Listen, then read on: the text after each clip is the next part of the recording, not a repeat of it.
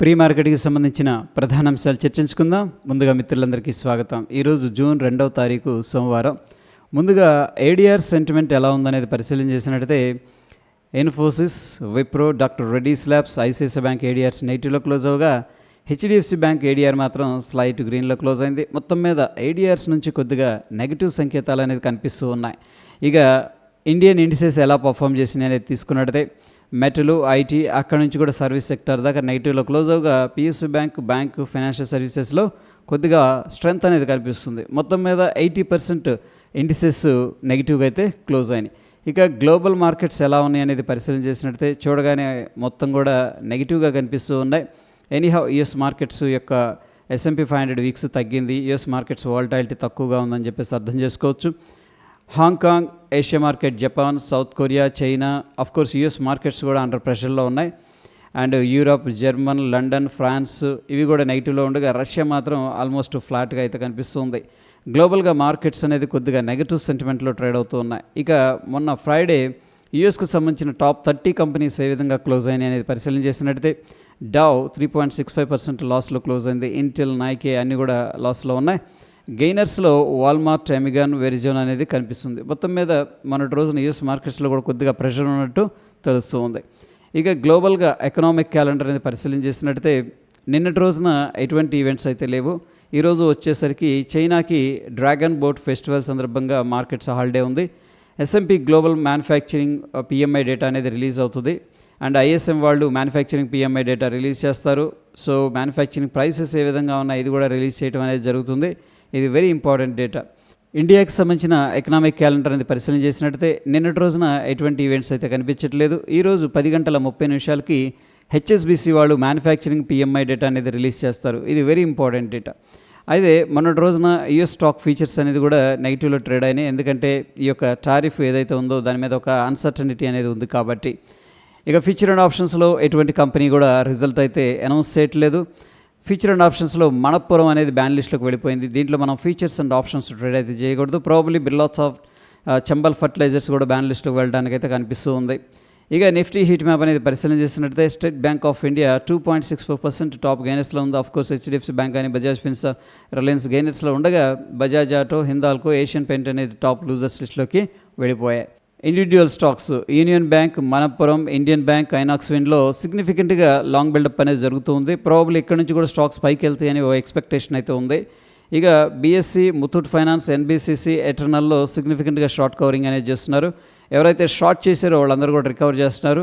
నైకా అనేది తీసుకున్నట్టయితే దీంట్లో షార్ట్ బిల్డప్ అనేది జరుగుతున్నట్టు తెలుస్తుంది. బజాజ్ ఆటో దీంట్లో సిగ్నిఫికెంట్గా లాంగ్ అన్వైండింగ్ అనేది జరుగుతుంది. అంటే ఎవరైతే లాంగ్ తీసుకున్నారో వాళ్ళు ఎగ్జిట్ అయిపోతున్నారు. ఇక పార్టిసిపెంట్స్ ఏ విధంగా థింక్ చేస్తున్నారు and positions based on the price interpretation అనేది మనం తీసుకున్నట్టయితే లాంగ్ సైడ్ ఏమో 34%, షార్ట్ సైడ్ 60%. అంటే ప్రైస్ ఇంకా కొద్దిగా డిక్లైన్ అవుతుందని ఓ ఎక్స్పెక్టేషన్ అయితే పార్టిసిపెంట్స్లో ఉన్నట్టు మనం అర్థం చేసుకోవచ్చు. నిఫ్టీ ఫ్యూచరు ఈ యొక్క చార్ట్ అనేది మనం పరిశీలన చేసినట్టయితే మొన్నటి రోజున నెగిటివ్గా అయితే క్లోజ్ అయింది. సో ఇంటర్ప్రిటేషన్ ఏం చెప్తుంది based on the price and open interest అనేది మనం తీసుకున్నట్టయితే షార్ట్ కవరింగ్ అనేది చూపిస్తుంది. అంటే ఎవరైతే షార్ట్ చేశారో వాళ్ళందరూ కూడా రికవర్ చేశారనమాట. ఇక ఈరోజు ఎటువంటి ఎక్స్పైరీ కూడా కనిపించట్లేదు.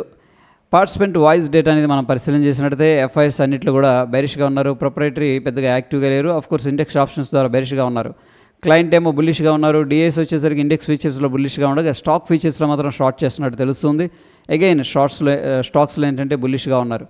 మొత్తం మీద FIS 6,450 కోట్లు క్యాష్ మార్కెట్లో సేల్ చేయగా DIs ఏమో 9,096 కోట్లు క్యాష్ మార్కెట్లో బై చేశారు. ఈసారి FIS అయితే సెల్లింగ్ అనేది కొద్దిగా స్టార్ట్ చేసినట్టు తెలుస్తుంది.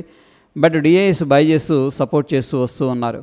ఇండియా విక్స్ అనేది పరిశీలన చేసినట్టయితే 2.09% డ్రాప్ అయిపోయింది. ఇండియన్ మార్కెట్స్ ప్రస్తుతానికి స్టేబుల్గా ఉన్నాయని చెప్పేసి చెప్తూ ఉంది.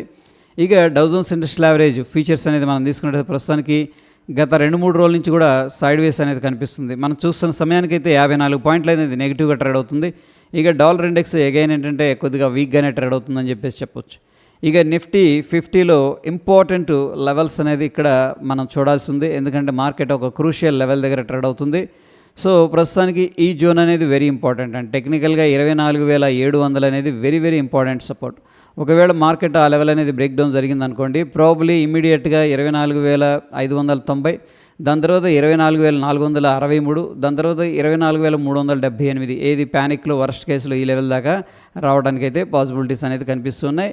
ఇది డౌన్ సైడ్. అప్ సైడ్ విషయానికి వచ్చేసరికి మనకి ఇమీడియట్గా 24,769 రెసిస్టెన్స్ లాగా ఉంది.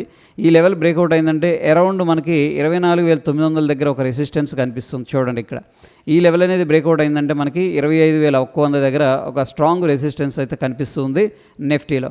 బ్యాంక్ నిఫ్టీలో ప్రస్తుతానికి మనం వాచ్ చేయాల్సిన లెవెల్ వచ్చేసరికి 55,000 అరౌండ్ అని చెప్పేసి చెప్పుకోవచ్చు. ఈ జోన్ వెరీ ఇంపార్టెంట్.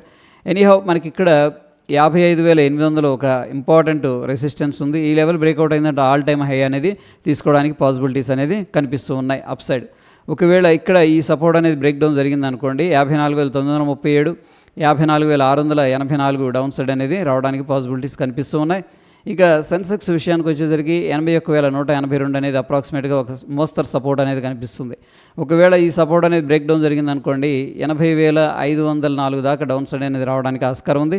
ఇమీడియట్గా మనకి 81,800 అనేది రెసిస్టెన్స్ లాగా కనిపిస్తూ ఉంది. ఈ జోన్ అనేది బ్రేక్అవుట్ అయిందంటే 82,320 దాకా అప్ సైడ్ అనేది వెళ్ళడానికి పాసిబిలిటీస్ కనిపిస్తూ ఉన్నాయి. ఇక గిఫ్ట్ నిఫ్టీ అనేది మనం అబ్జర్వ్ చేసినట్టయితే ప్రస్తుతానికి స్లైట్గా గ్యాప్ అప్ అయితే అయింది. ఇక్కడ చూడండి ప్రీవియస్గా ఇక్కడ క్లోజ్ అయిపోయింది, బట్ ఈసారి ఇక్కడ ఓపెన్ అయింది. గ్యాప్ అప్ అనేది జరిగింది, బట్ గ్యాప్ అప్ జరిగింది కానీ మార్నింగ్ నుంచి కూడా సెల్లింగ్ అనేది జరుగుతుంది. ఎనీహౌ మనం చూస్తున్న సమయానికి 47 పాయింట్లు అయితే గిఫ్ట్ నిఫ్టీ ఫ్యూచర్ అనేది పాజిటివ్గా ట్రేడ్ అవుతుంది. నంబర్ విషయానికి వచ్చేసరికి 24,886 గిఫ్ట్ నిఫ్టీ ఫ్యూచర్ ట్రేడ్ అవుతుండగా 24,871 దగ్గర మన నిఫ్టీ ఫ్యూచర్ అనేది క్లోజ్ అయిపోయింది. అరౌండ్ ఏంటంటే 15 పాయింట్స్ పాజిటివ్గా ఉందన్నమాట. So based on the gift Nifty మనం ఒక ఫ్లాట్ ఓపెనింగ్ లేదా స్లైట్ గ్యాప్ అప్ ఓపెనింగ్ అనేది ఎక్స్పెక్ట్ అయితే చేయొచ్చు. ఇక టెక్నికల్గా సమరీ అనేది మనం తీసుకున్నట్టయితే based on the oscillators and indicators bank నిఫ్టీలో మనకి స్ట్రాంగ్ బై అనేది అడ్వైస్ చేస్తుంది లోవర్ టైం ఫ్రేమ్లో కూడా.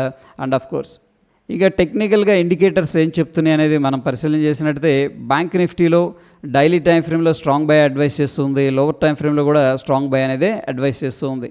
ఇక నిఫ్టీ విషయానికి వచ్చేసరికి డైలీ టైం ఫ్రేమ్లో బై అడ్వైస్ చేస్తుంది, లోవర్ టైం ఫ్రేమ్లో సెల్ అనేది అడ్వైస్ చేస్తుంది.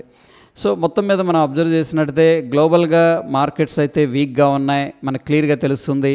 ఏడిఆర్స్ నుంచి కూడా కొద్దిగా నెగిటివ్ సంకేతాలు కనిపిస్తున్నాయి. ఒక హెచ్డిఎఫ్సి బ్యాంకును మినహాయించి మిగతావన్నీ కూడా నెగిటివ్లో క్లోజ్ అయినాయి. ఇక ప్రైస్ యాక్షన్ మనం చూసుకున్నట్టయితే 24,700 దగ్గర సపోర్ట్ దగ్గర చాలాసార్లు టెస్ట్ చేస్తుంది. సో ఒకవేళ ఈ యొక్క ఫ్యాక్టర్స్ని బేస్ చేసుకుని మార్కెట్ డౌన్ సైడ్ అనేది బ్రేక్అవుట్ అయిందంటే కొద్దిగా సెల్లింగ్ ప్రెషర్ అనేది రావడానికి అయితే ఆస్కారం ఉంది. ఎనీహౌ మనం ఇక్కడ 24,850 పైన లేదు 24,900 పైన దాటితేనే మార్కెట్ ఏంటంటే మళ్ళీ అగైన్ 25,100కు వెళ్ళడానికి అయితే పాసిబిలిటీస్ అనేది కనిపిస్తున్నాయి. కొద్దిగా వీక్ టెరిటరీలో ట్రేడ్ అవుతున్నట్టు బ్రాడర్ పిక్చర్లో అనిపిస్తుంది. సో ఇది ఫ్రెండ్స్ ప్రీ మార్కెట్కి సంబంధించిన అప్డేట్స్. ఎటువంటి క్రిటికల్ అప్డేట్స్ ఉన్నా సరే టెలిగ్రామ్లో షేర్ చేస్తాను. వీడియో ఇన్ఫర్మేటివ్గా అనిపిస్తే తప్పకుండా లైక్ చేసి మీ యొక్క సపోర్ట్ అనేది తెలియజేయండి. ధన్యవాదాలు.